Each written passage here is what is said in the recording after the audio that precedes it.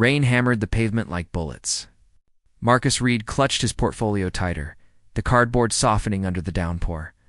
Another rejection. Another closed door? His architectural designs were gathering dust while his bank account scraped bottom.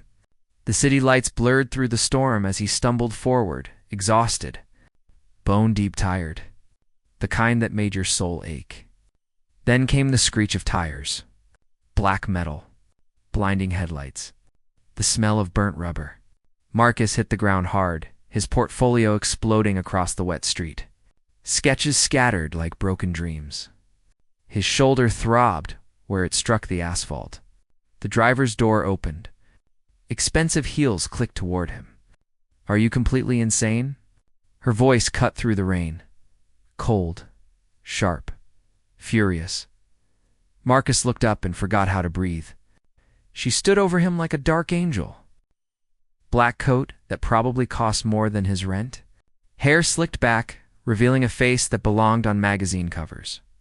Eyes like winter frost, beautiful and deadly. Isabella Frost. He recognized her instantly. Everyone did. CEO of Frost Industries at 29. Billionaire, heiress. Untouchable. "You walked right into traffic," she said, those ice-blue eyes boring into him. Marcus struggled to his feet, ignoring the pain shooting through his shoulder. "Maybe you were driving too fast." Her jaw tightened. "Maybe you should watch where you're going." They stood there in the rain, staring at each other. Something crackled between them. Something dangerous. Isabella's gaze dropped to the scattered sketches dissolving in puddles. She bent down, picking up a design that hadn't been completely ruined. Her expression shifted, softened just barely. "You drew this?" "Before you destroyed it, yeah." She studied the sketch. A building that twisted toward the sky like a prayer. "It's extraordinary." Marcus snatched it from her hand. "Doesn't matter. No one wants extraordinary. They want safe, predictable." That sounds like someone who's given up. That sounds like someone who's been rejected 47 times. Isabella's eyes flickered with something he couldn't name. Recognition? Maybe. Or understanding. "Get in the car," she said suddenly. "What, you're soaked? You're bleeding. And I nearly killed you." Get in the car. Every instinct screamed danger. But Marcus was cold, wet, and so tired of fighting. He climbed into the back of her town car. The heat wrapped around him like salvation. The driver pulled away from the curb. Silence filled the space between them, thick and charged. "Where am I taking you?" Isabella asked, her voice quieter now. Marcus gave his address. She didn't react to the fact it was in the worst part of the city. "I'm sorry," she said after a long moment. "For almost hitting you? I'm sorry for bleeding on your leather seats." The corner of her mouth twitched. Almost a smile. Almost. When they reached his building. A crumbling walk-up with broken windows, Marcus reached for the door handle, then stopped. "Why did you stop?" Isabella turned to face him fully. Up close, he could see the exhaustion carved into her perfect features. The loneliness behind those cold eyes. "Because you reminded me of something I lost." "What?" "The ability to see beauty in broken things." Their eyes locked. The air between them hummed with electricity. "Thank you for the ride," Marcus said, his voice rough. "Marcus Reid." She said his name like she was testing how it tasted. "I know who you are. I've seen your work." His heart stopped. "How?" "You submitted a proposal to Frost Industries 6 months ago. For the cultural center downtown," he remembered. "That rejection had hurt the worst. We passed on it," Isabella continued. "That was a mistake." She pulled a card from her coat, handed it to him. Their fingers brushed. The touch burned. "Come to my office tomorrow. 9 a.m. Don't be late." Before he could respond, she was gone. The town car disappeared into the rain. Marcus stood on the sidewalk staring at the card in his hand. Isabella Frost, CEO. Private number written on the back in elegant script. His hand shook. Not from cold, from something far more dangerous. He didn't know it yet. The climbing into her car had been the beginning of his unraveling. Frost. The tower pierced the sky like a blade of glass and steel. Marcus stood in the marble lobby at 8:55 a.m., feeling like an imposter in his one good suit. The elevator ride to the top floor lasted forever. When the doors opened, Isabella's assistant led him through corridors that smelled of money and power. Isabella sat behind a desk of black glass. Framed by floor-to-ceiling windows, the city sprawled beneath her like conquered territory. She looked up when he entered. "You're early," said not to be late. She stood, moving with predatory grace. Today she wore a charcoal suit that made her look like she could buy and sell souls. Maybe she could. "I want you to redesign the cultural center," Isabella said without preamble. "Your vision. No compromises." Marcus felt his breath catch. "Why?" "Because I'm tired of safe. I want something that matters." "And you think I can give you that?" Isabella stepped closer. Close enough that he could smell her perfume. Something dark and expensive. "I know you can. There's a catch." Her lips curved. "Not quite a smile. Always. You'll work directly with me. Daily meetings. Complete access." And Marcus. Those frost blue eyes locked onto his. "This stays between us. No one else knows about this project until I say so." "Why all the secrecy?" "Because my board thinks I'm making emotional decisions. They're trying to remove me." Her voice stayed steady, but something flickered in her eyes. Vulnerability she quickly buried. This project needs to be perfect. It needs to be undeniable. Marcus understood what she wasn't saying. This was her last stand. "Okay," he said. "I'm in." Over the following weeks, they fell into a rhythm. Long days in her private office, sketching designs, arguing over details. Isabella was brilliant and demanding and exhausting, but she also listened, really listened, like his ideas mattered. Late one evening, as city lights blinked on below them, Marcus caught her staring out the window. Her reflection looked haunted. "Should go home," she said softly. "It's past midnight, so should you." "I don't really have a home, just places I sleep." The loneliness in her voice made his chest ache. "Isabella." She turned. For once, the ice in her eyes had melted. "My father built this company from nothing. Then he died and left it to me. I was 23. Everyone expected me to fail. To disappear." Her hands clenched. "Instead, I made it bigger, more powerful. But it cost me everything else." "What did it cost?" "The ability to trust anyone, to let anyone close." She laughed bitterly. "I haven't had a real conversation with someone in 5 years. Until you crashed into my life." Marcus moved closer. "I didn't crash. You almost ran me over. Same thing." They stood inches apart. The air thickened. Charged. "This is dangerous," Isabella whispered. "What is?" "Whatever this is between us." Marcus reached up, almost touching her face, then stopped. "Tell me to leave," she dud. Instead, Isabella closed the distance. Her lips found his. The kiss was desperate, hungry, like two drowning people gasping for air. His hands tangled in her hair. Her fingers gripped his shirt. When they finally broke apart, both breathing hard, Isabella stepped back. Her expression shuddered. "That can't happen again." "Why not?" "Because I destroy everything I touch, Marcus. Everyone I let in ends up broken. Maybe I'm already broken.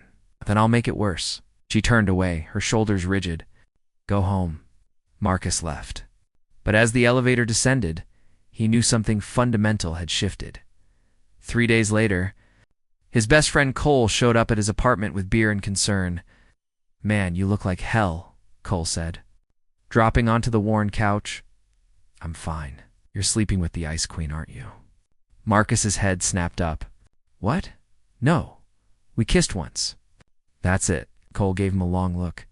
"Marcus, Isabella Frost is poison. Everyone who gets close to her ends up destroyed. Her last business partner? Suicide. Her ex-fiancé? Bankrupted and exiled. There are rumors." "What kind of rumors?" "That she's ruthless. That she'll use anyone to stay on top. That she doesn't have a heart, just a balance sheet." Marcus wanted to argue, But doubt crept in like smoke. How well did he really know her? That night, unable to sleep, he searched Isabella's name online, found articles about her father's suspicious death, about the hostile takeover she orchestrated at 24, about the trail of ruined careers in her wake. His phone buzzed. A text from Isabella. "I can't stop thinking about you. I'm sorry."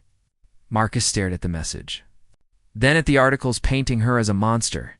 He texted back, "Me too," because even if she was dangerous, even if this ended in flames, he was already too far gone to stop. The next morning, he arrived at her office to find Isabella standing by the window.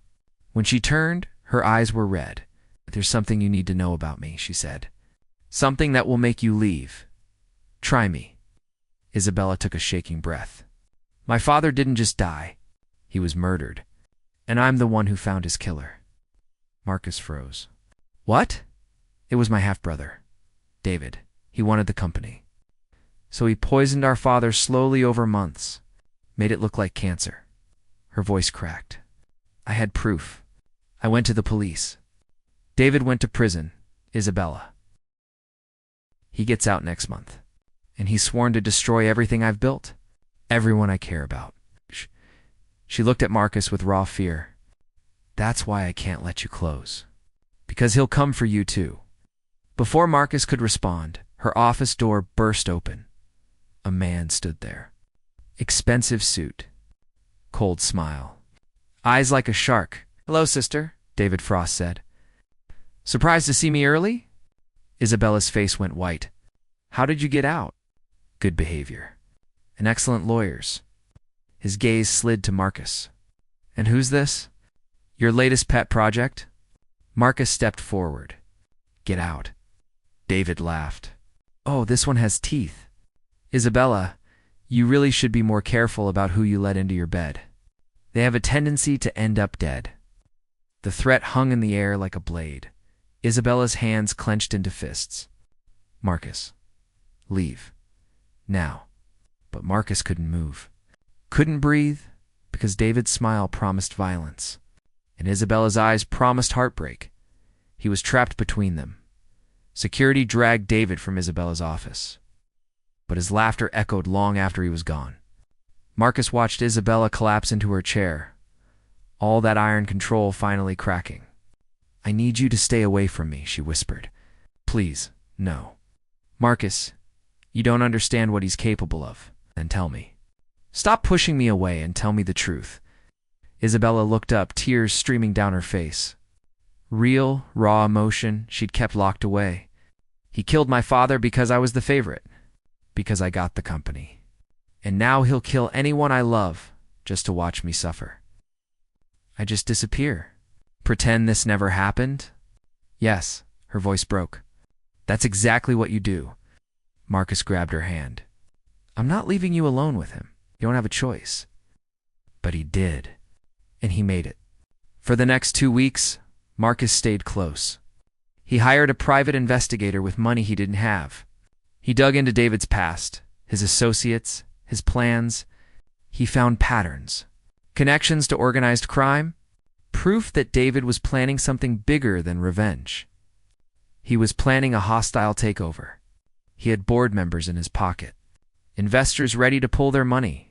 In 1 month, Isabella would lose everything. Marcus brought the evidence to her office late one night, found her standing by the window again, silhouetted against the city lights. "I found something," he said. She didn't turn around. "I know what you found. I've known for a week." "Then why didn't you say anything?" "Because I'm handling it." Finally, she faced him. Her expression was cold again. "Locked down. That's not your concern. Everything about you is my concern." "Why? Because we kissed? Because you think you're in love with me?" She laughed bitterly. "You don't love me, Marcus? You love the idea of saving me. That's not true, isn't it? You're a broke architect who saw a damsel in distress and thought playing hero would give your life meaning." Her words cut like knives. "But I don't need saving." "I never did." Marcus felt something inside him crack. "You're lying. You're pushing me away because you're scared." pushing you away because this was always temporary. Isabella picked up a folder from her desk, threw it at him. Your contract is terminated.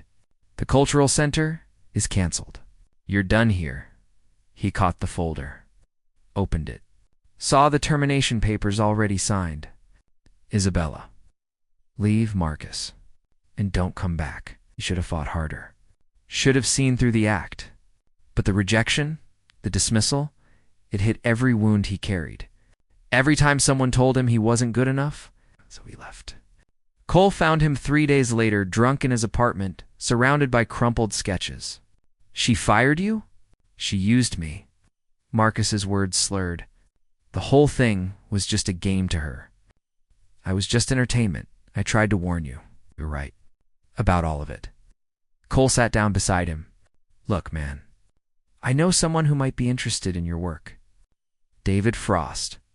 He's starting his own development company. He's looking for fresh talent. Out. Marcus's head snapped up. David? Yeah, I met him at a networking event. He seems legit. And he's offering real money. Enough to get you back on your feet. Everything in Marcus screamed wrong. But hurt and anger and desperation drowned out the warning bells. Set up a meeting, he said. 2 days later, Marcus sat across from David Frost in an expensive restaurant. David smiled like they were old friends. Marcus, I've heard impressive things about your work. From who? Sources. I keep tabs on talent. David leaned back.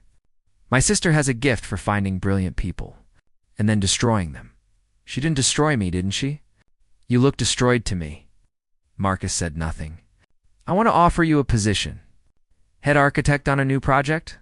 Triple what Isabella was paying you. Full creative control. David's eyes gleamed. All you have to do is share Isabella's project files with me. The cultural center designs. Meeting notes. Financial projections. There it was. The trap. You want me to spy on her? I want you to help me take back what's rightfully mine. She stole my inheritance. Destroyed my life. Don't you think she deserves the same? Marcus thought about Isabella's cold dismissal, her cruelty, the way she'd thrown him away like garbage. What happens to her? If I help you? David's smile widened. She loses the company. Everything my father built. She'll still be rich, but powerless. Humiliated. Paused. Broken, like she broke you. Revenge whispered in Marcus's ear. Sweet and toxic. I'll do it, he said.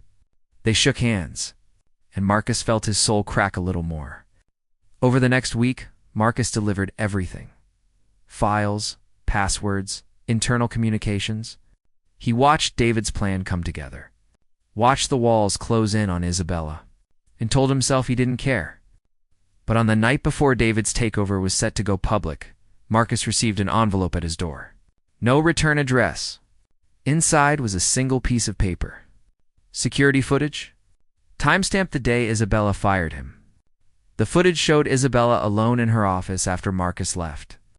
It showed her collapsing, sobbing, clawing at her chest like her heart was being ripped out. Then it showed her making a phone call. Marcus couldn't hear the audio, but he could read her lips. It's done. He's safe. David won't target him now. The truth hit him like a freight train. She hadn't rejected him. She'd protected him. By making David think she didn't care about Marcus, she'd taken the target off his back. And Marcus had just handed David the weapon to destroy her. His phone rang. Isabella's number. He answered with shaking hands. Marcus. Her voice was calm, resigned. I know what you did. David's lawyers just filed the paperwork. Isabella, I didn't know. I thought, I know what you thought. I made sure you would think it. She laughed softly. I'm actually impressed. David worked faster than I expected. I can fix this. I can go to the board. Tell them it's too late. The vote is tomorrow. I'll lose everything. Silence stretched between them. Then quietly, but you're safe. That's what matters. How can you say that? I betrayed you. You were supposed to. That was always the plan. Marcus's world tilted. What? I knew David would come for you. So I pushed you toward him, made you angry enough to take his offer, and then I made sure the files you gave him were exactly what I wanted him to have. I don't understand. The cultural center was never the real project, Marcus. It was bait. Everything you gave David contains evidence of his own crimes. His connections to organized crime, money laundering, fraud. Her voice turned cold. When he presents it tomorrow, trying to prove I'm incompetent, he'll actually be confessing to a dozen felonies. Marcus couldn't breathe. You used me to save my company, to put my brother back in prison, and to keep you alive. She paused. I'm sorry, but this was always going to end with one of us broken. I chose me. The line went dead. Marcus stood there, phone in hand, realizing the truth. They'd both betrayed each other. Both used each other.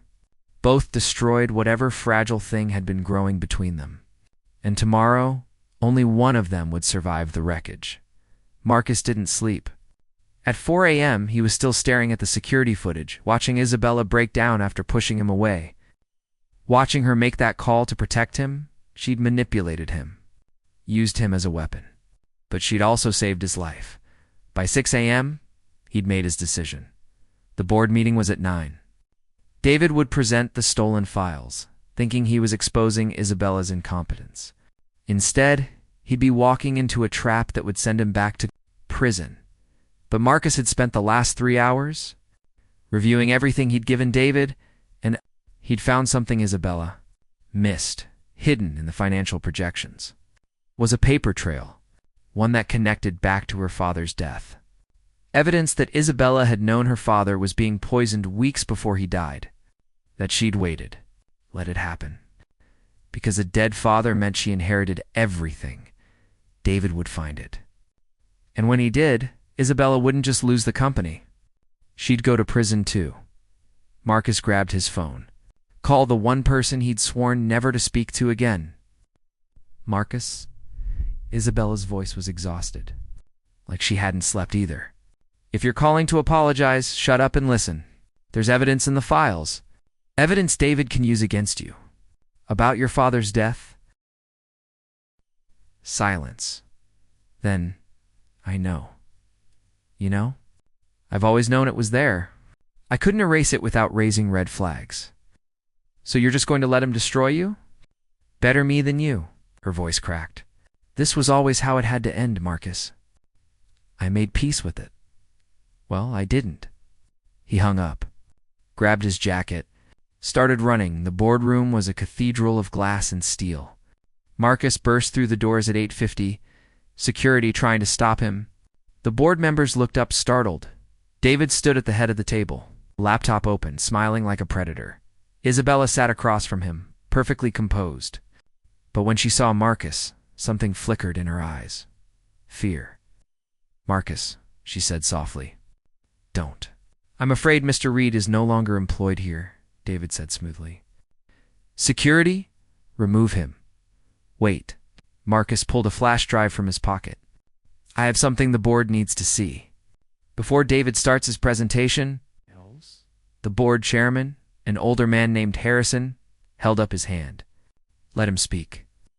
Marcus plugged the drive into the room's main display. His hands shook as he pulled up the files. 3 weeks ago, I gave David Frost confidential information from Isabella's office. I was hurt, angry. I wanted revenge. He looked at Isabella. Her face had gone pale. But what I didn't realize until last night is that Isabella knew I would do it. She planned for it. Interesting story, David interrupted. But the Cultural Center project was fake, Marcus continued. Everything I gave your brother was designed to expose his criminal connections. Money laundering, fraud, ties to organized crime. The board erupted. David's smile vanished. But there's more. Marcus pulled up another file. His stomach churned. There's also evidence that Isabella knew her father was being poisoned, that she waited weeks before going to the authorities. Evidence that could be interpreted as complicity. Isabella stood abruptly. Marcus, don't do this. I'm not finished. He turned to face the board. That evidence was planted. By me. Last night, the room went silent, altered the financial records, created a false paper trail. Because I knew David would find it and use it. Marcus looked at David. I knew once he presented it, once he accused Isabella of being complicit in murder, every file I gave him would be examined, including the ones proving his own crimes. David lunged forward. You bastard. Security grabbed him. Harrison was already on the phone, likely with the authorities. Marcus turned back to Isabella. She was staring at him like she was seeing a ghost. But here's the thing, Marcus said quietly, just to her. I actually did alter those files, and I'm going to confess to it. All of it. The corporate espionage. The falsified evidence. Everything. Why? Because the files proving David's crimes are real. The evidence against you is fake. But for the authorities to believe that, someone has to take the fall. He smiled sadly. Someone has to sacrifice themselves. Isabella's eyes widened with horror. No, Marcus, no. I already called my lawyer. Made a full confession. By noon, I'll be arrested for corporate espionage, fraud, and falsifying evidence. He stepped closer. But David will go down too. And you'll be clear. Free. I won't let you do this. You don't have a choice. He reached out, touched her face gently. You protected me? Now, I'm protecting you. We'll send you to prison. 5 years minimum. I know, Marcus. Tears streamed down her face. The Ice Queen finally melting. You'll lose everything. I already lost everything when I betrayed you. He leaned in, pressed his forehead to hers. This is how I make it right. I don't want you to make it right. I want you here. With me, I know. He kissed her. Soft, gentle, final. But love isn't about what we want. It's about what we're willing to sacrifice. Harrison cleared his throat. Mr. Reid, the authorities are on their way. Is there anything you'd like to say? Marcus looked at Isabella one last time. Memorized her face. The way the morning light caught in her hair. The devastation in her eyes. He said, Tell them I'm ready. 2 hours later, Marcus sat in a holding cell. His lawyer was already working on a plea deal. 5 years, maybe less with good behavior. His phone buzzed.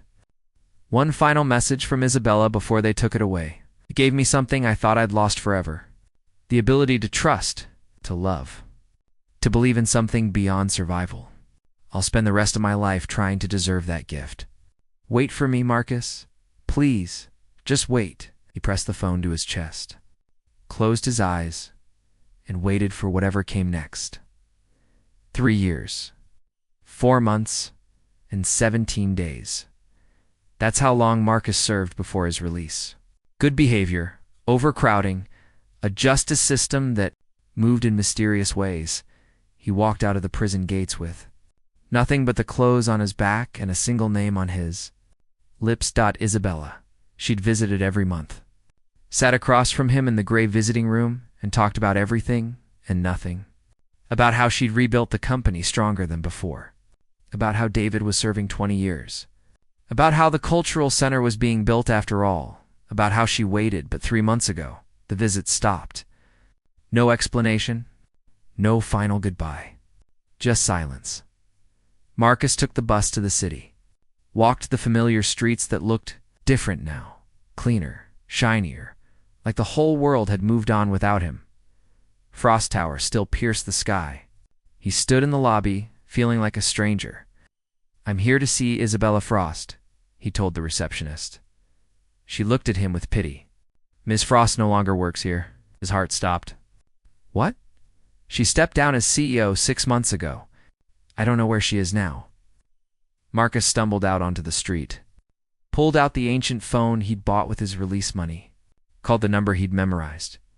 Disconnected, panic clawed at his throat.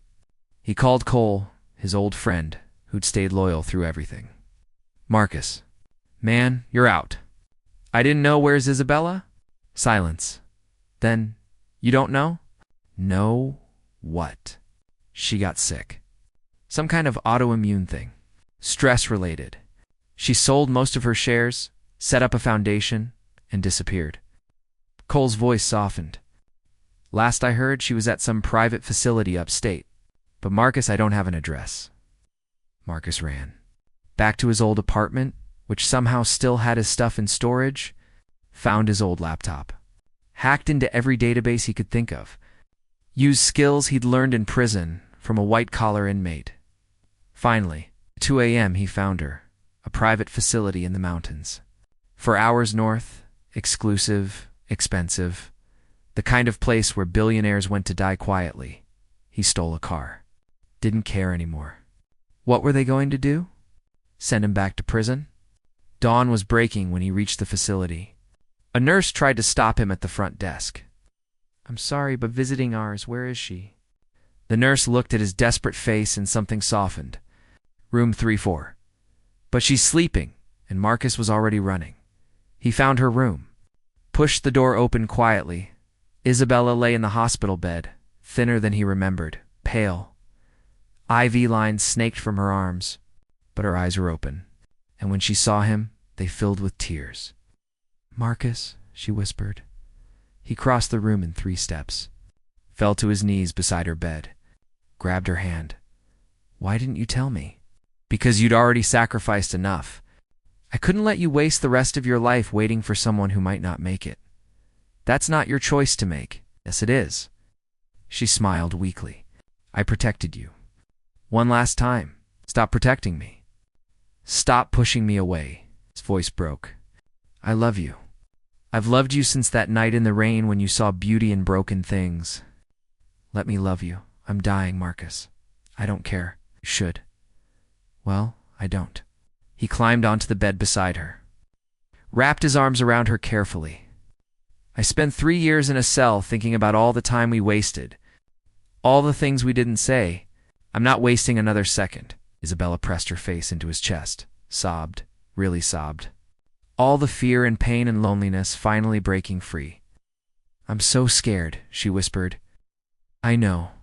Me too." They stayed like that as the sun rose. 2 broken people holding each other together. "Doctors say I have 6 months," Isabella said finally. "Maybe a year." "Then we have 6 months. Maybe a year. That's not enough time. It's all the time in the world." Marcus tilted her face up, kissed her gently. "We'll make it enough." She smiled. Really smiled. The ice completely melted. "What do we do with our time?" "Whatever we want. Travel. Build something. Sit in silence. I don't care as long as I'm with you."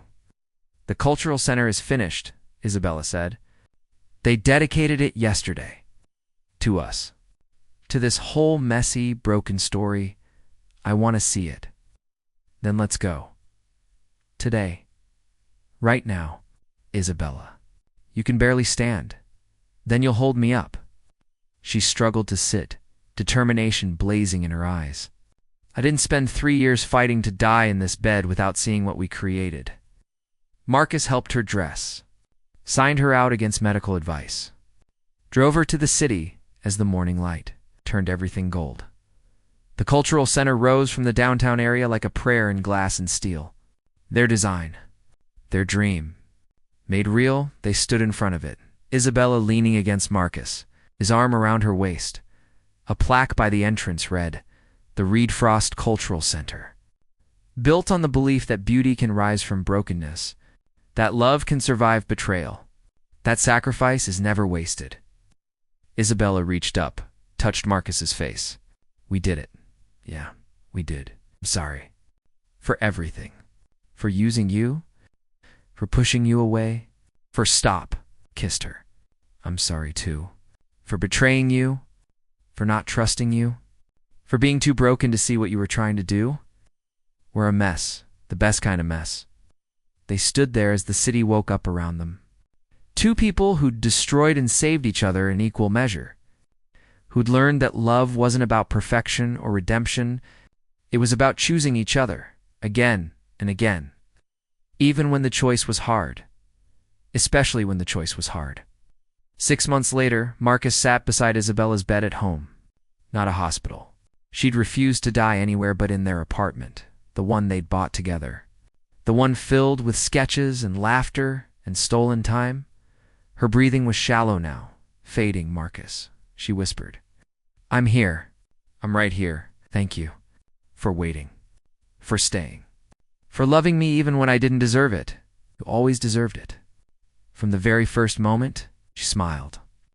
Squeezed his hand weakly. "Build something beautiful? For me, keep creating. Keep living. I will.